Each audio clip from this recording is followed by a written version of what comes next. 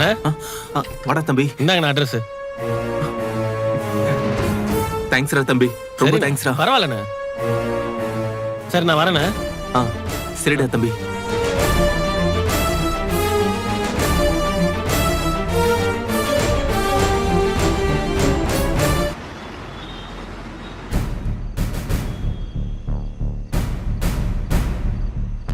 எப்படியோ வெண்ணிலா மாமாவோட அட்ரஸை கலெக்ட் பண்ணிட்ட. நல்ல மூவ்னு. இப்போ பாசிட்டிவா நமக்கு கிடைக்கிற எல்லாத்தையுமே புடிச்சுக்கணும்.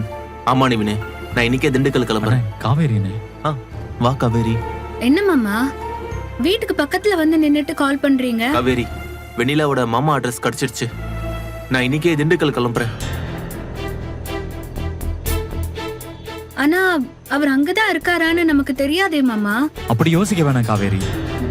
அங்க போனா நமக்கு ஏதாவது ஒரு க்ளூ கிடைக்கும்ல. எனக்கு என்னமோ அவர் ஊருக்கு போயிருக்க வாய்ப்பு இருக்குன்னு தான் தோணுது. ஏன்னா பசுபதி மிரட்டும் போதே அவர் பயந்து நடுங்கினாரு. நாங்க அப்பவே ஊருக்கு போயிருப்போம், எங்களை ஏன் இப்படி பண்ணன்னு சொல்லிட்டு புலம்புனாரு.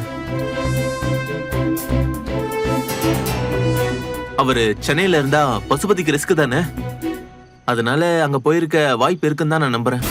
இருக்கலாம்ண்ணே, ஆனா விஷயம் சீரியஸ் ஆயிட்டு இருக்கிறதால அவர் வீட்டுல தான் இருப்பாருன்னு சொல்ல முடியாதுண்ணே.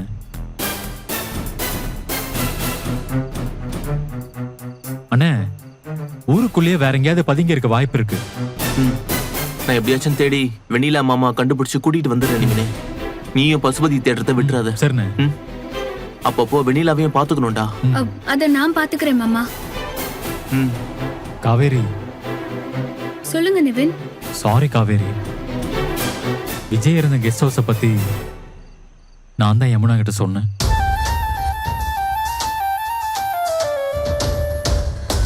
அன்னைக்கு நான் விஜய் மீட் பண்ண வந்தேன்ல, அப்ப யமுனா என்ன ஃபாலோ பண்ணிட்டு வந்து ரொம்ப பிரச்சனை பண்ணிட்டா.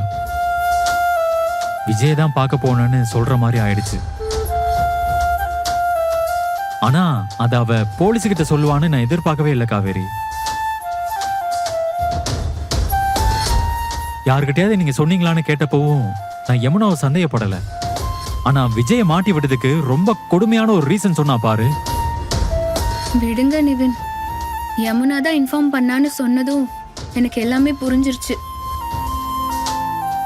அவளை உங்க தலையில கட்டி வச்சு உங்க லைஃபையே ஸ்பாயில் பண்ணிட்டேனேன்னு எனக்கு அது ஒரு பக்கம் வேதனையா இருக்கு. விஜய் மட்டும் வெளியே வரட்டும், அதுக்கப்புறம் அவளுக்கு இருக்கு.